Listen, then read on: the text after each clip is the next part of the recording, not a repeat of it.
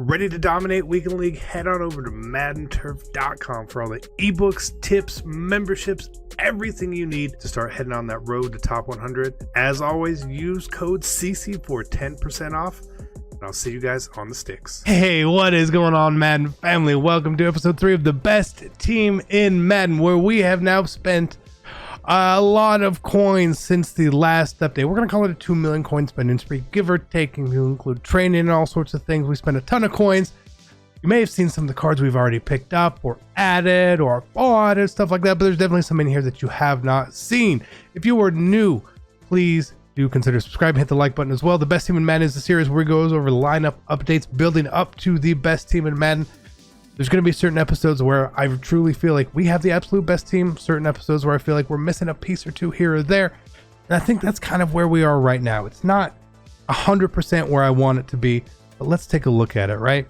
One of the big caveats in this episode as we describe and go over our team is we know that there's a Julio Jones coming to the MVP Superstar MVP program. And he's probably going to be 89 overall, powered up to 90. As a route runner, that means he's going to get really, really good abilities. I'm a very big homer for Julio Jones, so we're going to be adding him. In the meantime, I needed to add somebody else here. I had to do it, and this is, and if you guys have followed the channel, you know he is one of my least favorite players. And it's Jerry Rice, right? We're going to have to add Jerry Rice to the team. Because I care about winning more than I care about the players I like and dislike. So Jerry's going to get good abilities. So Jerry comes home.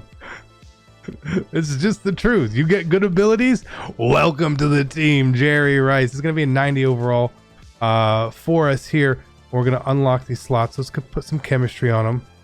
We'll give him Niners chem. That's probably the right thing. And I'm still not fully set on the chems I want to use for my teams. I'm still just going to use West Coast for now. I feel like that could change, and I feel like that really needs to vary what you can do there. So the main reason we want to pop out Jerry here, first off, I want to put double me on him, right? We're going to put double me on him. It costs 0 ability points. But the big things we need here, we look at his tier 1s. They're kind of bad. Short in elite's not really one I want. His tier 2 ability slots, again, he's got outside apprentice, short out, short in, slot-o-matic, mid in elite, right? Unfortunately, he's not going to get everything we want, but what I do need is slot apprentice on him, giving me the proper crossing routes that I need, and I'm then going to put mid in elite on him as well. So that's what we need Jerry for, is those two things right there. Bam, I need him. Especially as a route runner archetype, these are only 1 ability point. You could put something like mid in elite, mid out elite on a Tyreek Hill or Mark Clayton, who is a deep threat archetype. They cost 2 ability points. I don't want that. I need to save my ability points. Bam, Jerry Rice, you are now on the team. 91 overall. Okay. We since have added as well Lamar Jackson, who has a bunch of abilities on him. A bunch. I'm gonna tell you what, I don't need all these things, right? Escape artist is one I don't feel that is totally necessary. I am going to refund that and take that back. I don't think I need escape artist. I really don't. So now we're gonna have abilities on Finley, abilities on Jerry, abilities on Lamar, and Derrick Henry is another one of my favorite cards I have used so far this year. But one of my favorite MUT cards of all time. Was boss, I believe it was Ultimate Legend Jerome Bettis from maybe Madden 25 way back in the day. So it's time that we go ahead and add him back. He's very similar style to Derrick Henry. Big body, trucking back, heavy. I like the way the Derrick Henry plays. We obviously hadn't powered him up. But we're going to power the bus up because this is going to give him the 90 break tackle, 90 trucking. Now, I don't really know what that's going to do for us, but it's definitely something I want to make sure that we add to the team. Again, I'm going to put West Coast on him because I'm not 100% sure what I want to do with all my chemistries yet. And then nothing there. Now, ability-wise, he does get some good ones here, but nothing I'm going to use. He's going to be ability-free for us. Bruiser would be the only one I would think about trying, and I may actually just try it out in general. just to see if it's really good or bad. Haven't used it this year, but that's what we're going to be looking at. So we're going to 90 overall Jerome Bettis to get here. He is faster and all that than Derrick Henry. I want to compare and show that to you here. So Derrick Henry, I guess they're same speed, better excel, better agility, better carrying, much better catching, better trucking, better break tackle. That's why we're making this upgrade. Again, it's not a card we're going to be using a lot of, but if this means we get 2 yards instead of 1 or something like that, great. We're going to try him out. If he's not what I feel, and I feel like Derrick Henry is better, we'll go back to Derrick Henry at a certain point in time. Again, Jerome Bettis is running back 3, but that still means he gets carries for us, okay? So let's go here and make sure we have all our abilities here. We're going to add Jerry Rice here. I'm still only at 6 AP and 2 X factors at this point. So I'm going to be adding some more probably offensive line chemistry, which is crazy. Defensively, big thing that we did recently, obviously we added Honey Badger at CB3. He does get a secondary position of cornerback. The reason we did that is I really like the way Jamal Adams plays deep. He's obviously a lot bigger. I believe he's like 6'3" in the game. So I want to leave him back there at safety. Honey Badger can come in here and he can actually play our slot corner, or even more importantly, at times if we need him to play a sub linebacker and say a nickel or a 3-3-5. Now, the third member of my slot or sub linebacker group, since I don't like using actual linebackers this year, has been Grant Delpit. It's been a pretty good card. No problems with Grant Delpit, but we're going to add Steve Atwater here. I think he's a bit better. He's a bit better overall. So that's what we're going to do. Steve Atwater is going to come in at our free safety 2 slot, but he's going to be on the field essentially at all times. Now, what this allows us to do as well now, as we add another big run stopping safety, is if we happen to be facing a really, really heavy runner, we can actually pop him in at corner and feel like he's going to be okay at stopping stuff. Now, he does get alternate position of strong safety, which you could use as well. No need there. He's a Bronco to me. Here we're going to pop lockdown on him. I want to get that zone nice and high all the way up. As far as abilities, as a run support safety, he does get better run things here. His flat zone KO is 1.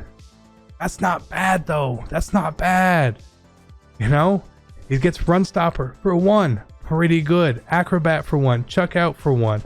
Enforcer is still 3. I don't like Enforcer, guys. That's an update for you there. Sorry, reach elite, unfakeable, secure tackler, Stonewall, second win. He does not get lurker yet. That's 95 overall. And then here's this guy right here. Film study. It's coming at some point. So we see Steve Atwater here for us. He's gonna be rocking 87 speed, 88 XL, which is fine. Good play rate, good tackle, 91 zone, 90 hit power. I don't know what the zone threshold is, but I tell you what, I want it high. Okay, so that is what we are doing here.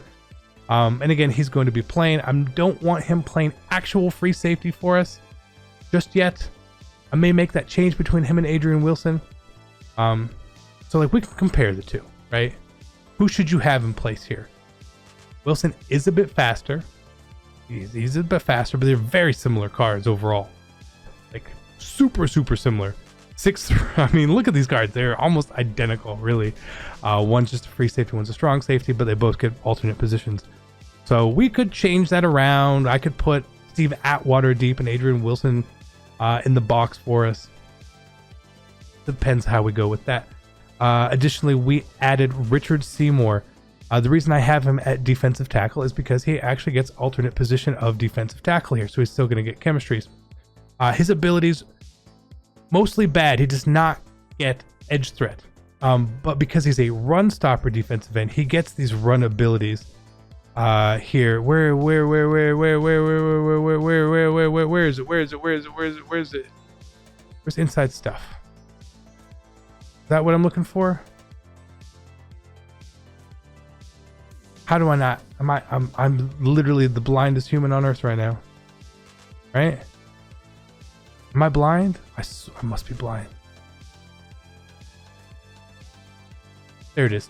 2 ability points as well. I like this ability. I would think about putting him on him at DT. He's essentially the same as Merlin Olsen statistically. Very, very similar. But he's also 310 pounds, which means he's pretty big. If we compare him to other ends in the game, he is considerably fatter than them as well. And you want someone fat at D-tackle. That's why I feel like it's okay to put him there. Much better than putting Aaron Donald there. I love it.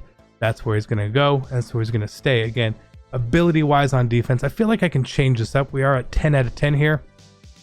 We had to like waste a point on Aaron Donald, but we've got edge threat on Porsche. We've got flat zone and deep zone on Troy Vincent. Flat zone and deep zone on Asante Samuel. I feel like we've got this BOGO on Aaron Donald. I don't really know what that does. I was trying it out. So we may switch up the abilities here as I try to do things a little bit differently on defense. But as we make those changes, I will obviously let you guys know. Now you obviously say, CC, you should play a game with this team. I'm going to play a game with this team. High five. Gameplay should be out either today or tomorrow. Not really sure exactly when it's going to be based on everything going on. There's so much going on, guys. Gameplay is coming. We've obviously been trying to pump out gameplay every 2 or 3 days. That's still going to be the cadence going on here. I would like to get a minimum of 3 gameplays a week up. If you guys want to see more gameplays, there will be more going up on my second channel, which is a link down below as well. A lot of those will be stream rips or offline games that I've played, and I go back and I post-com to give you guys a little deeper insight into how the game went. But that is the best team in Madden for us. Expensive changes from buying training to buying these cards and powering these cards up. I like the way the team is coming together. There's a couple little things I would like to change, but we know that a lot of content is probably coming down the line, and I don't want to. I don't want to do anything crazy at this point. You know, getting the Dan Marino or Merlin Olsen or whoever else came out this weekend. I don't even remember now. That's how Bobby Bell. Like, I don't need a Bobby Bell card on my team. It's never gonna play for me. Like, no, thank you. Like, I'm good. I'm good. Unless they change the game, I'm good. Right? But I appreciate you guys tuning in. Thank you so much. I love you guys. Your support is amazing. And I'm out. Peace.